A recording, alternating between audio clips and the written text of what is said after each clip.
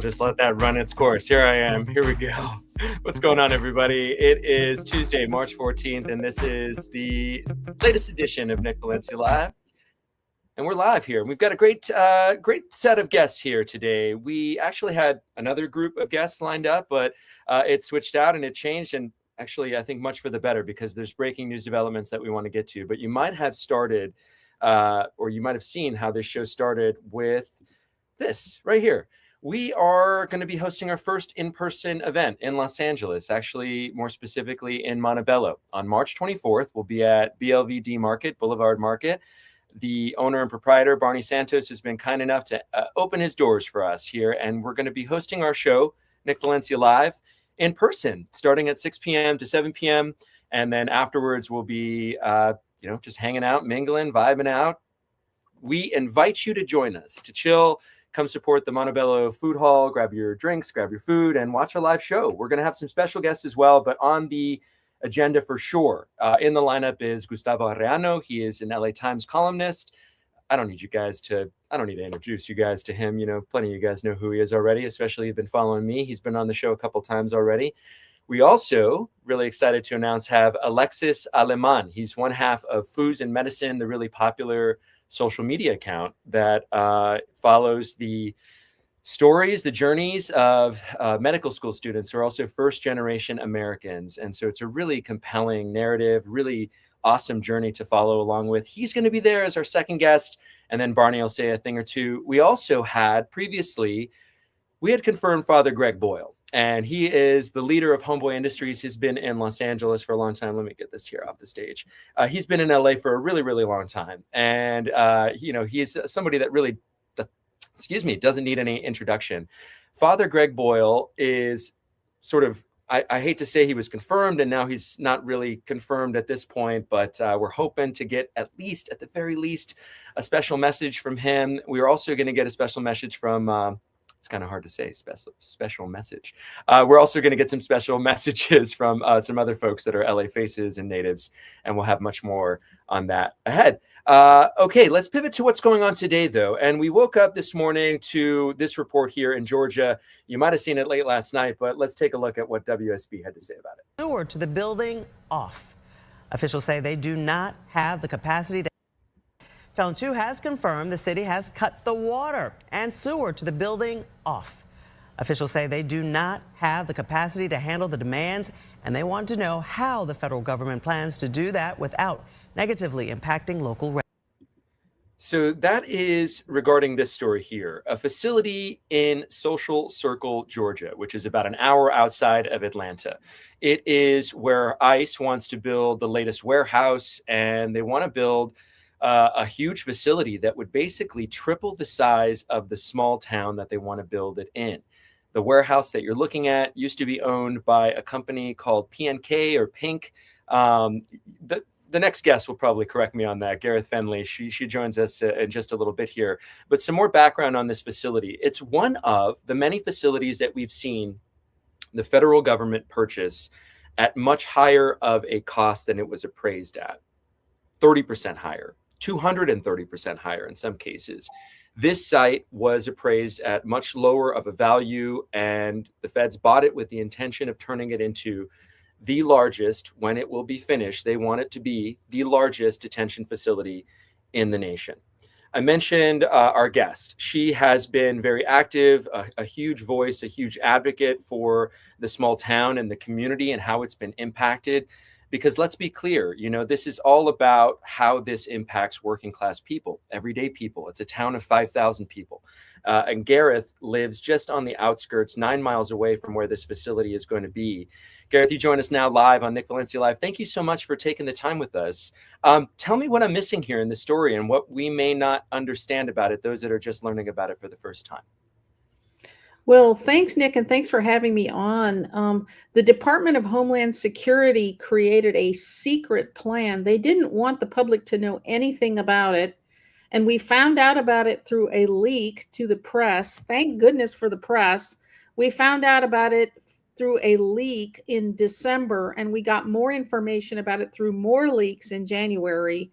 And the latest news is that the city of Social Circle, with the full backing of the city council, has cut off all water supply to the site of this particular warehouse site. The Department of Homeland Security is trying to buy 24 of these warehouses around the United States and convert them into detention centers, which is just an appalling atrocity. These detention centers are going to be housed in giant industrial warehouses that were built for companies that want to ship packages, like, for example, Amazon, and they were never intended for human occupancy and habitation. That's part of what I saw in my coverage during Trump 1.0 is these former Walmarts that had been closed down or warehouses that had been left empty, and they converted them into places where they housed minors. HHS ends up taking that sort of lane when minors are involved, but it's something that's sort of like an old blueprint. It just seems like the Trump administration is ramping up the scale of it. Where does Social Circle fit in sort of the national picture of all of this? Well, Social Circle is a tiny little town in Georgia, used to be on a state highway, and now it's bypassed. So it's really out of the way, minding its own business. And all of a sudden, inside city limits where this warehouse had been constructed, the Department of Homeland Security, we found out, was in the process of purchasing it. And then they did purchase it from this company. You had it right, PNK, which was actually owned by an investor with Russian money. The investor sold that land with the warehouse on it for $128 million to the Department of Homeland Security with our tax money. The $128 million was paid for a property that was assessed at probably somewhere around $60 million. So they paid way, way more with our tax money for this secret plan than could be justified any other possible way. And what you're looking at here is an article from the Covington News, a local newspaper that it was one of the first to talk about this facility that was bought for millions and millions of dollars over the amount it was appraised at, now is going to be turned into the latest ICE detention facility. And Gareth has been on the front lines fighting this. What's action been like, and what's the response been from the local community? Well, thanks for acknowledging our work here in Walton County and Newton County, Georgia. We are trying to resist it every possible way, starting even when we just had the leaks, when we didn't even know 100% for sure, but we had leaked information. And we have had protests, we have had meetings, we have had a variety of different ways to bring together residents who are both conservative and liberal. The Walton County community is predominantly conservative. Here in Social Circle area, about 70% of the voters voted for Trump and vote Republican pretty reliably of those who are voting. And now they don't want the ICE. But they're completely united that they don't want. They're completely united that they don't want the detention center in their city limits because it completely overwhelms the utility capacity and the local public capacity to handle things like traffic and law enforcement and hospital visits. Well, for me, to be fair, it's like you vote for issues until they impact you directly. This is a community that voted for this, and now it's going to be coming to them and they don't want it. And that's what I think when I hear these types of stories. I do offer grace to people who, see the light and see the way, but it's also yet another circumstance that emphasizes the point that we don't care about things until they directly impact us as individuals. Last night, we heard this news about sewage and water being cut off because it's going to have a strain on it. Part of this, Gareth, correct me if I'm wrong, is the secrecy of all of this. The city officials can't get their hands around exactly how this is going to be used or really what the details are. Yes, you're right. And, you know, I myself am a progressive, I'm a Democrat, and I have found that talking with my conservative neighbors, they care too, but they are getting completely different information. They're not listening to Nick Valencia. They're listening to other media sources that have direct impact on what they believe. I was at a community meeting just a couple of nights ago when a community member stood up and said he was very afraid and angry about the detention center because he believes President Trump, who says these are going to be the worst of the worst, these are going to be rapists and murderers, and there's going to be 10,000 violent rapist murderers confined in a warehouse right near the elementary school. And he said this was scary and that he wanted to protect his family, and that this detention center should be put in a supermax somewhere in a remote area. Wow. Because he listens to different media. He doesn't understand the fact that the people who are going to be detained, the people who are being detained, have no criminal record. And if they have a criminal record, it goes back years and it's been resolved, or it's something on the order of traffic tickets. There's a very, very small number of violent criminals who are also undocumented, and they're taken care of by the local law enforcement agencies. Right in our district, so many people who are conservative remember the name Laken Riley. She was a young college student who was killed by someone who happened to be an undocumented immigrant. And the thing is, what happened? The local police tracked down the killer, apprehended him. He was prosecuted and convicted by the local authorities. That's the way it works with violent crime in America. Yeah, you know, he was adjudicated and he was found guilty for his heinous crime. And no one, not especially this platform, is standing up for those violent criminals. We are here standing up, though, for those that add value to this country. And it's pretty clear that the Trump administration has made cruelty as their point of policy here when it comes to immigration. What is the point of all of this here with Social Circle, you think, expanding this infrastructure? Why Georgia, and why a facility of this size, Gareth? It's not only Georgia, it's 23 different sites around the United States, ranging all over the country. And so Georgia just happens to be one of the places that the Department of Homeland Security picked on the map. We can't understand the reasoning. What we're trying to do is tie this decision to Kristi Noem. As you know, she's on the outs. She has been released. She has been fired. And the Senate tomorrow is holding a confirmations hearing for someone to replace her. And we are hoping that the U.S. senators will grill that next nominee to find out, is he willing to abandon and back off this terrible plan to expand detention massively with these huge, completely inappropriate warehouses? And you have to think, who's getting paid off of all of this? Because it is, at the end of the day, a private prison infrastructure where people are the product. And every day they get money on a person that's in that bed that they want to keep full. So if you can, tie it into Kristi Noem, we've heard the potential of corruption and, backdoor dealings and backslapping, things like that. It'd be fascinating to see if there was any financial ties to personal affiliates of people in the orbit of leadership in the administration. Look, you talked to her, you talked about how she's on the outs. She's certainly in the eyesight of people who are looking at litigation. And, it's a very convenient scapegoat. We know that Trump never suffers any consequences, and they always get used up and spit out. Kristi Noem had her moment, Now Social Circle, though, is suffering. And I really want to come back to this because this is about the working class people of a community. It's not left or right. Clearly, this is an issue that impacts anybody who lives there, no matter how they vote. What kinds of impacts are being seen or are being worried about? Well, it's possible that property values will plunge, that people's property cannot be sold away from them if they decide to move away. that we won't have new people wanting to move into the community because it'll be prison town.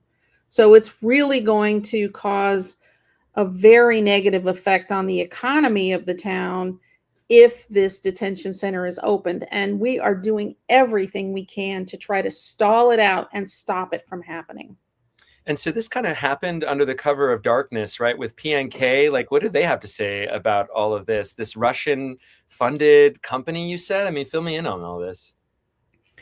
Well, not being an independent investigator myself, I can't say that I've turned up everything in the paper trail, but we have to thank independent journalists like yourself who are bringing the truth to light and digging into these stories and finding out what's going on undercover, because the Department of Homeland Security tried to slip this in without telling anyone. It was on the night of January 13th. I was sitting here at my computer late at night and happened to get a tip. An anonymous tip came across my screen saying, there's going to be a DHS site visit tomorrow in Social Circle. Wow.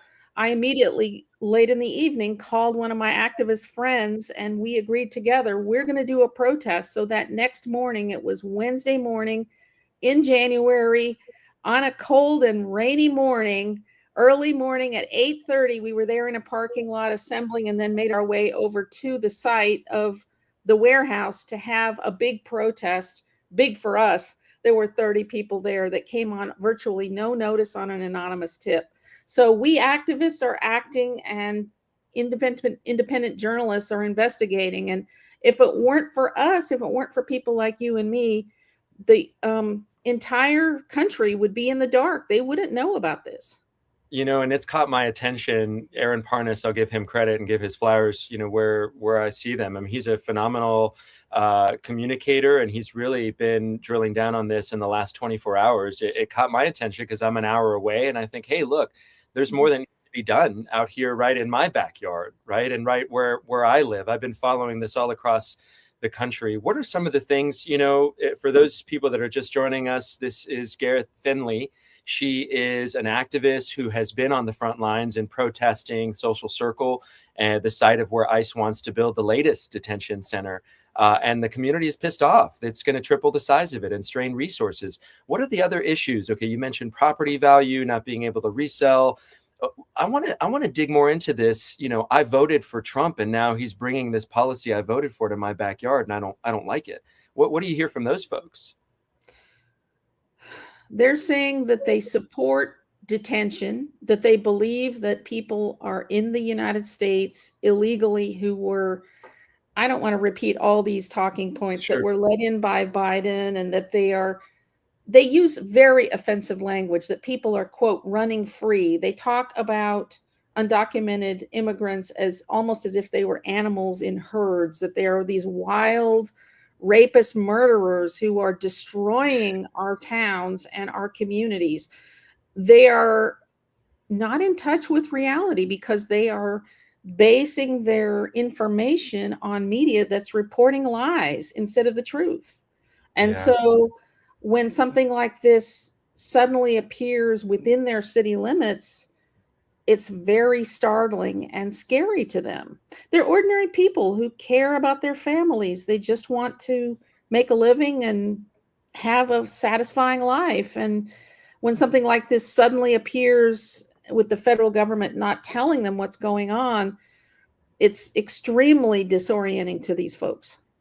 Propaganda is effective. That's why it's, you know, used as a tool. It's like people sometimes they don't realize what they're being convinced to until they have to deal with the realities. And look, there's been litigation over this stuff. I want to bring this up. This is part of 3 lawsuits that have been filed. These go back to February. They aren't new. They're weeks old. But tell us about what these are. Well, those are some lawsuits that are working on in Hall County. That's just up the road about an hour. And there's also litigation that may be going forth in Social Circle. We really can't say for sure exactly what's happening next. There are many efforts to work behind the scenes, every possible way, contacting elected officials, using lawsuits, using something as simple as a lock on the water meter to keep them from turning on the water. we're using every way we can think of to try to get the Trump administration to walk back on this plan and admit that this plan was not well conceived. It won't work. And for any reason you can think of, detention center is not welcome here. What's the remedy then, Gareth? Like with these, violent offenders, they've got to be housed somewhere. They would probably argue that they're going to go to social circle. You have these residents who voted for this and still supported the policy. So where do they say that something like this should go?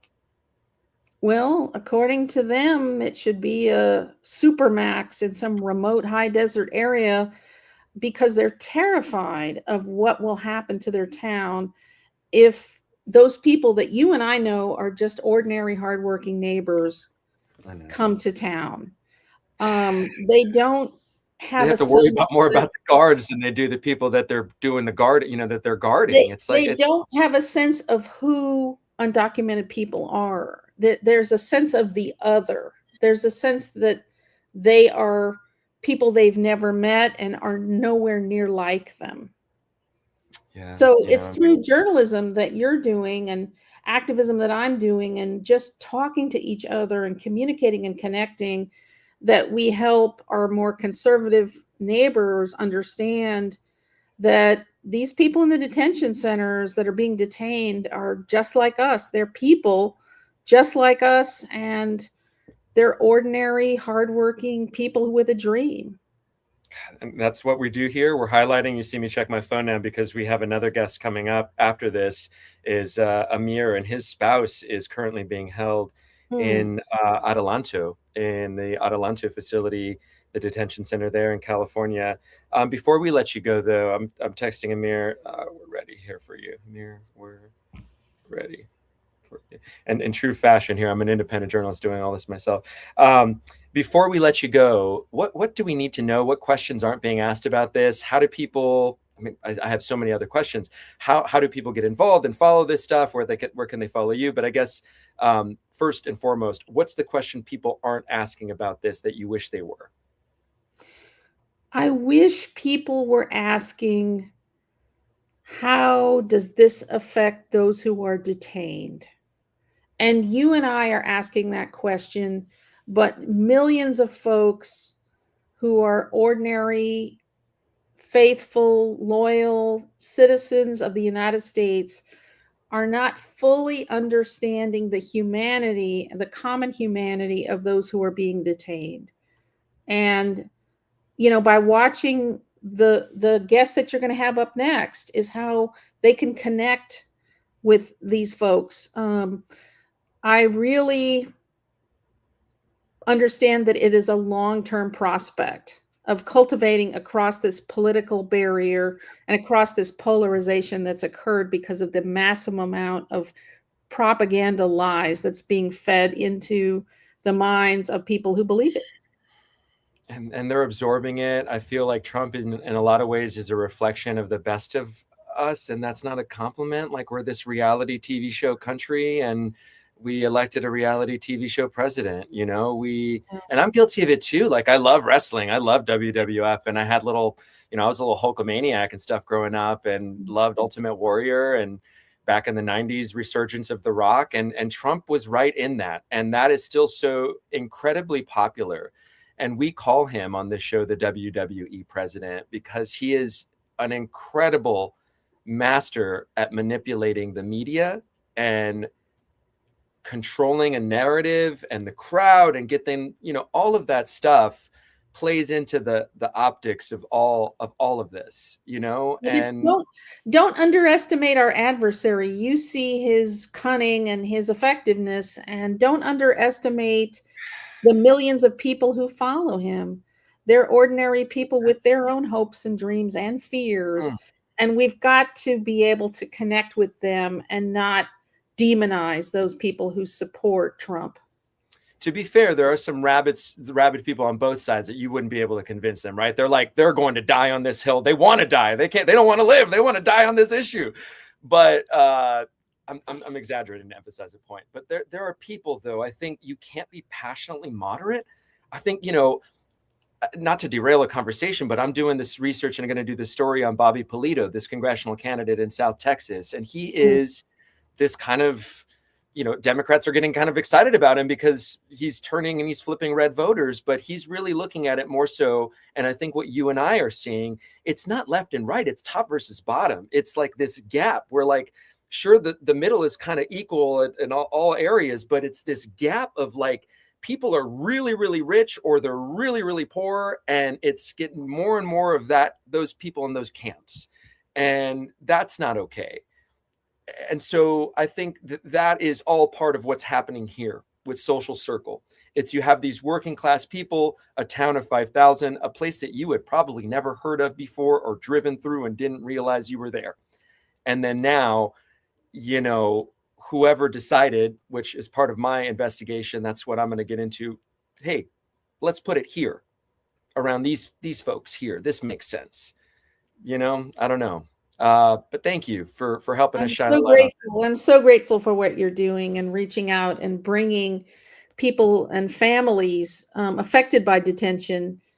And I really look forward to learning more from your next guest and from the continuing coverage you're doing. Thank you so much.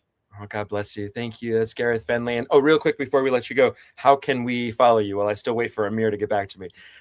Vamp in time. How can we follow you and see what you're doing? Look for Indivisible Boldly Blue. That's my organization. Or you can look for my name, which I think is on the screen there. If you spell it with 2 E's, Fenley, and you just Google Gareth Fenley Ice, it'll bring you a bunch of hits.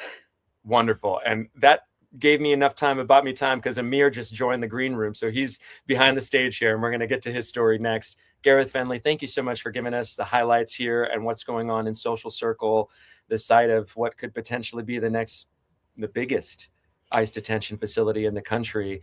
We'll be following this story. I'm going to go live from there, I think, on Thursday. So we'll touch base soon. Thank you again so much. Thanks, Nick. Appreciate you.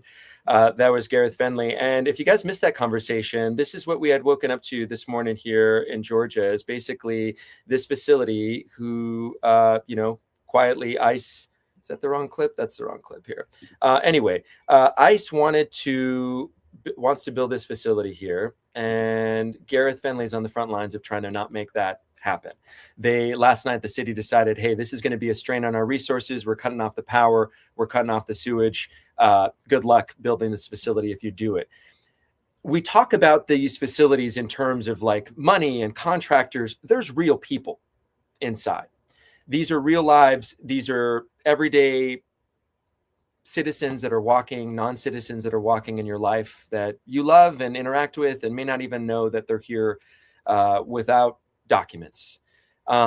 There have been countless people who are not the violent criminals, countless people who have done it the right way as well, who have been caught up in this system of cruelty. And we wanted to highlight one of those stories.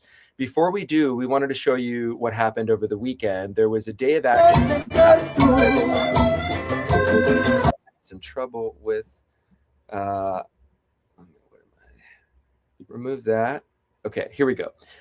There was a rally outside of Adelanto over the weekend, and this video was filmed by our next guest, shared with the rest of our next guest. His spouse is currently in that facility.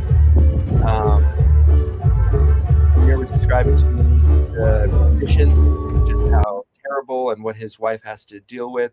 Amir, you join us live now on Nick Valencia Live. Thank you so much for coming on the show, brother. I appreciate you joining us.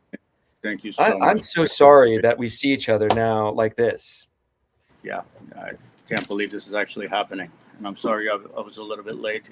First of all, it was the Eastern time, and I'm going through so many different emotions all the time. Like, I still don't understand what's happening.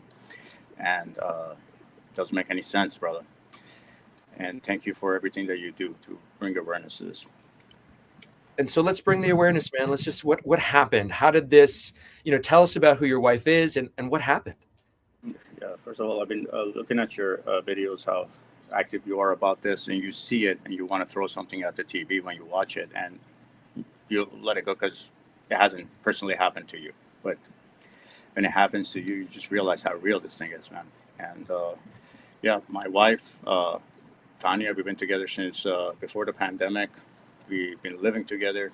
She entered the country legally in 2015. She was in New York with a student visa, work visa, and she's going through I'm a U.S. citizen, by the way, and she is adjusting her status.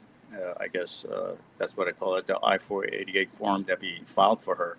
And apparently when you do things legally, that's how you give some of these guys a fresh lead to like make a couple of dollars. I don't know how they get paid. I mean, who wants that job, right? And she's legal. She's applying for it. She filed the one I-30 form, I-485. She's paying her taxes. And she has done nothing but good. And they just come to her studio and at the place that she's been building a reputation for a very long time. People adore her over there. And they took her at gunpoint. And the reason that I was a little bit late, because I wanted to get that, because I didn't have the nerve to look at it myself now, because she's still in there. But I wanted to get the footage to just show you how they took that girl. Like, it's just unbelievable. It's like they caught El Chapo. Just a bunch of kids that get a badge and a gun. And that's what I was just thinking. It's like, I'm getting goosebumps thinking about, I don't know your wife. I've never met her, but everyone who has and talks about her that I've heard speak about her, it's like, Amir, you're so lucky. You have no idea. Like, she's the best thing. Don't lose this. Don't do whatever you can to keep her in your life. And I know I don't need to repeat those things because I know you know her better than anyone. And yet she's treated like this violent criminal, like she just committed the worst offense.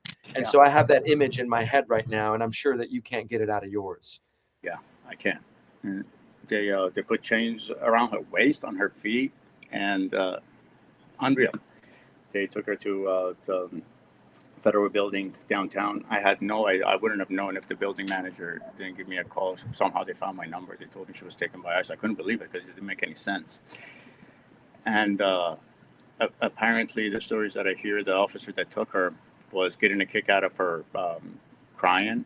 And she said, well, he checked her name. He was actually checking her Instagram at the same time too. And he asked her if she was married. She said yes. He put unknown.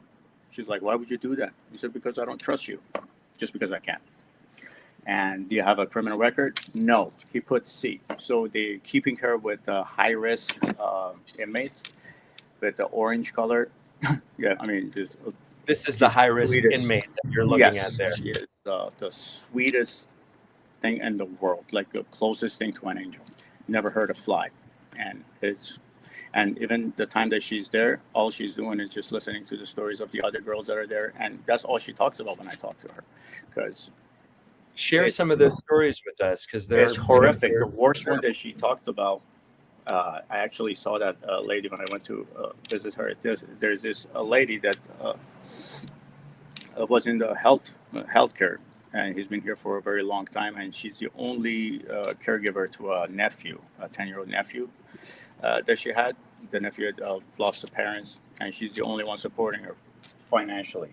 And she was on a ride with a friend of hers, and they got pulled over. And apparently the girl that was driving had a boyfriend that they had a fight. He reported a car stolen. So she was in the passenger seat. She had nothing to do with it. So it just showed as an arrest. They came and they took her. She's been there for 190 days. And since she's been there, the kid has died. And she's just sitting there. There is just one other lady, a Filipino lady I saw with the kids walking in. The kid was crying. You see these things, and it's just unbelievable. You feel like you live in Nazi Germany, man. And the stories have to be so haunting. I mean, I've heard them. I've been inside some of these detention centers. We were in Camp East Montana in El Paso, where they were telling us they were dealing with this rash for 4 months. Amir, the rash was measles. They had undiagnosed case of measles, and they were telling the women to just put an ointment on it, basically take 2 of these and call me in the morning, if they were lucky to be able to see the doctor. There was a protest over the weekend. We played some of that video. You met some families there, I'm sure, people that were telling you they were in a similar circumstance. What are they saying? There were about 18 people that died in there. and there no care. They don't respond to pretty much anybody. The very poor conditions. The food, it's just it's not even food, and they get commissary. Like it's all about the money. I found out that they get certain amount of money per person that comes in, and when they come in, the money that immediately they get for the commissary, the communication, let alone the bond they're gonna do, like it's just a business, and they're keeping these people hostage. I mean, okay, yeah, there are one, two, three, a few handful of people that they're like they actually committed a crime. They have to be incarcerated anyways, but the majority have done nothing wrong, man, and it's just so painful to watch that this is happening and nobody's doing anything about it, and they just do whatever they want. And It's more painful because you guys did this the right way, and she came in through the country legally. That's yes, why it has to be so much more painful. what else you got to do? What else do you have to do to just come for a better future? You work your ass off. You just do everything right. You pay your taxes. You're married. I'm a citizen. I've paid my dues of all people you know, and this is what we have to go through right now. And this is just us, man. There's so many stories in there that like there are so many bigger problems people have that it's just not right. And Do you think people are starting to understand and wake up to what's happening? You know, those that may have initially supported this and thought, okay, man, I didn't vote for this. I don't want this, you know? yeah, nobody did, man. Who doesn't want the criminals out of their country? Who's Right. rooting for the criminals? Yeah, but that's not what they're doing. They're going after easy targets. It's illegal to be an immigrant. They treat you like this prison is literally ICE prison. I've saw footage of the inside, the bunk beds. They barely have anything to cover themselves, a pillow, or it just. She was telling me like that her body is starting to hurt a lot, and and once a week they can just order some stuff to make their life a little bit more comfortable, like things like water, because water doesn't really taste very good, and it's just nobody has to go through that, and they have done nothing wrong, and it's really it makes me very angry, and I'm trying not to go there because I want to keep my sanity and be useful for her, but I hope people wake up to this and do something about this, because everybody that sees this happening to somebody they know, then they realize how real this thing is. That's And part of the how they- reason why we wanted you on. You know, we want to highlight stories like yours, highlight what's happening. You know, things like this are happening every single day in the United States. People's loved ones are being taken, detained, kidnapped, abducted for no reason. And, you know, you brought up something so poignant, Amir. It's part of you did it the right way, which may have made you vulnerable and susceptible. I've heard that before from people. There was a Russian woman whose Kurdish husband, they moved and they were like, should we have just not told the government where we moved to our new address? Because that's where they showed up. That's where they showed up for your wife, right? Did they show up at your residence? She's saying they followed her from the residence to her to the place that she works. And this is how we're spending our tax dollars, right? To track Amir's violent wife, apparently her criminal wife here, that is being treated like the worst of the worst offenders. Man, it just makes me so angry, and I think that we're all angry. You know, we're getting a bunch of comments here from you guys that are watching, people that, you know, are in our lives. Thank you so much for watching and supporting all this stuff, man. You know, it pisses me off for you. And the only way that I know my weapon is this platform, right? Is like, let's give this spotlights. Let's shine the spotlight where there's darkness, where people need to understand what they're dealing with. Everyday people who are adding value, who are moving in good faith, like your wife, like you. That's who's being caught up in this wide dragnet, and people are making money off of this. You know, and just to mention this, we talked about the darkness of it, but on the other hand, there is the light. There is some volunteer people that do a lot of work. They immediately they gave me a number. I reached out. They tell you, like, they calm you down. They're like your therapist. They tell you what to do next, and those are the immigrants that they're taking care of other immigrants, and they volunteer. And God bless them. They're still good people in this world, man. What is next, Amir? What is next for your case and for your wife? Trying to see if we can push a bond hearing because apparently they're very busy, and to get her in front of a judge to say why is she here. Well, that's a habeas corpus petition. You know, there's protesting as well that's being done. You have a fellowship behind you. You have a community that loves you. You have, you know, and there are people that have been on here, and I hope that, you know, they've gotten back to you. I try to connect you with the group offline. Amir and I, in full disclosure, we know each other. We've been friends for probably about 2 years now, maybe a little bit more, you know, and he came to me. I heard about this from another friend of ours, and then we talked, and I just had to highlight the story, especially after the protest over the weekend. What can we do to support you, Amir? Do you guys have a GoFundMe? Is there anything that, you know, that you'd like to say, or for us to know of how we can support you? No, I just please just pray for her to be out. She doesn't deserve it. I'm doing everything that I can right now, and I just can't wait to bring her home and try to erase it from our memories and help other people that are going through it, because now I know, at least, and I know what conditions people are living under and how unjust a lot of things are. We wish you didn't, man. We wish that you didn't know this and that no one else finds out after you. You know, it's just, that's why we keep fighting. God bless you, Amir, man. Thank you so much for taking the time with Nick Valencia Live. God bless you, brother. I'll call you later. Love you so much. Love you. All right, take care. That was Amir, whose wife is detained, whose wife is being treated like the worst of the worst. I'm going to put this full screen. So this is this beautiful family here that is being torn apart. They rescue animals. If you guys love animals, I mean, this is the kind of people that the Trump administration is going after. People that take in strays, people that take in hurt animals that need to be tended to, cared for. It's crazy to me. Sorry. Some comments coming in here. I want to read them. Michelle Gordon says, I hate this for anyone living like this. I'm hoping many will see this. I'm so sorry to all. And then Nat, thank you so much for sharing your story, Amir. Yeah, I mean, it's powerful, you know. I mean, it's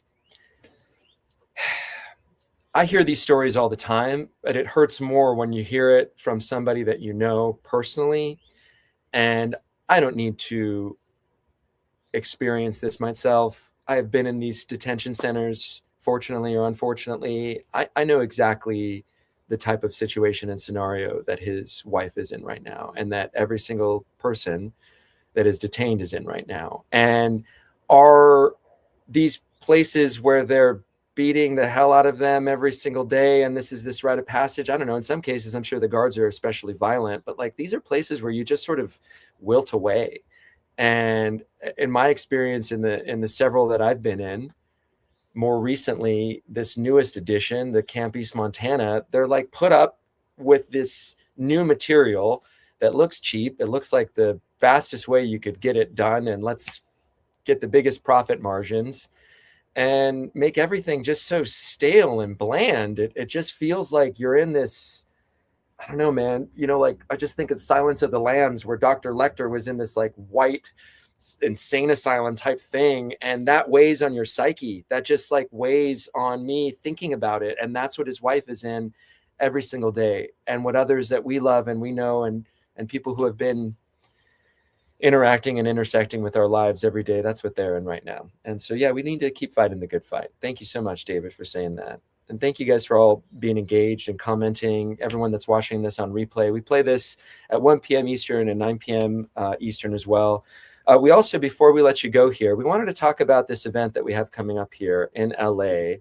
I'll add that. Live from LA, ICE, the impact on food, should say foods, health and community in LA. We are going to be hosting our show live, Nick Valencia Live, NVN, March 24th, BLVD Market in Montebello, 6 p.m. to 7 p.m. And afterwards, we're going to be chilling. We're going to be hanging out, man. No RSVP needed. Show up, grab some food and drinks, show some love to the food hall owned by Barney Santos. Watch your show together. And then afterwards, meet us, chill with us, hang out. We have a big audience in Los Angeles. We have folks that have said they're going to show up. I don't want to give away the surprise appearances, but there will be guest appearances here. I'll just put it like that. Recorded messages and then people in person as well that we have heard. You guys might know their faces if you see them. They're going to show up, show love. We'll have Gustavo Arreano, Alexis Aleman, and of course, Barney Santos there. And then we're going to be continue on this PBS style fundraiser. Last time I was live here with you guys on Thursday, I told you guys like it is. Look, that we were at an intersection and a crossroads with this independent media platform. We had been spending a lot of our own money trying to keep this operating and keep this going. And we have made some money. I don't want to sit, come up here and say, hey, look, we're broke because we don't make shit. You guys have shown up and you have stepped up and donated to us and really given me and the small team of people that we have around us, i.e. my wife, Natalie Hernandez, you've given us hope as like what we're doing is actually good and that you want us to keep doing it. We know it's good. We know that we want to keep doing it, but now it's cool to see that you guys want us to keep doing it. That's really cool. That's really fun. I guess I've known that it's just the affirmation that, we have something to offer here. And we're taking steps at a new business approach. I don't know if you guys have noticed, but I have been putting out a lot more Substack articles, really dedicating a lot of stuff that's happening over there. We're going to start doing some tiered layers of like what you get for what you pay for. And in the spirit of that, on Friday, I will do my first Ask Me Anything only for paid subscribers. So I'm going to host this probably around the same time. I'll throw it in the Discord on our Substack channel, but this will only be for Substack. We stream live to Facebook, Instagram, YouTube, and Substack, but this paid tiers and, in the spirit of like really leaning into the subscription-based model, which has helped support us so far, we're going to be doing this only for our paid subscribers on Substack. Ask Me Anything. Nothing's off the table. I mean, especially if you guys are paying for it, it's not much either, guys. It's $8 a month, $50 a year. You could be a $150 founding member. We think that's a fair rate. That's that's market value. I mean, like below market value. I don't know. I get so weird talking about money, but I need to fucking get over it because I'm a small business owner and I need to just, dive into this. So I did that last week. I ripped the Band-Aid. I was honest and truthful with you guys. We are incredibly successful editorially, but we need some help on the business end, and we're getting that. Thank you to my friend Jordan, who stopped by this past weekend and helped me out with some strategy and technology. And also, can't wait to see you guys next week. Let me put this up one more time before we leave. I'll put it up full screen, live. Nick Valencia live, NVN, ICE, the impact of food. NVN live from LA, ICE, the impact on food, health, and community in LA, Tuesday, March 24th, BLVD Market in Montebello, 6 p.m. to 7 p.m. is the live show. We'll be there to 9 p.m. And that is our show for today, guys. Thank you guys so much for sticking with us, hanging out with us, for listening to the story of Amir, whose wife is currently in a Adelanto detention center, and also for the breaking news that we had of the developing story here, just about an hour away from where I'm sitting here in this shed. We didn't even talk about the shed today. The site that's being built by ICE, they want to turn an old warehouse into what will, they hope, be the largest ICE detention center in the country in Social Circle. It's a town of 5,000. They want to swell it, if ICE has its way, to the size of 15,000. And overnight, the city decided, nah, fuck that, man. We're cutting off the power. We're cutting off the water. We're cutting off the sewage to you guys. Good luck. Have fun. We're going to be live from Social Circle on Thursday. At least that's the plan. And we're going to be digging in much more to the information provided by our first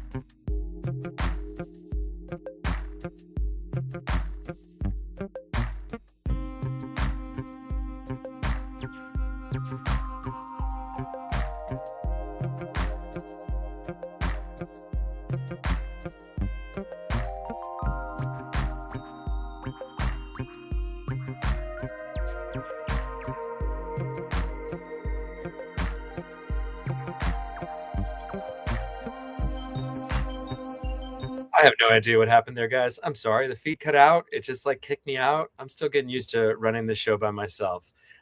We'll just call this the post show. Thank you guys for everyone that joined the show today, for sticking around with us, for helping us make truth go viral. And as always, guys, have a great day on purpose. Don't forget to donate, subscribe. That's how it keeps going. Thank you guys. See ya.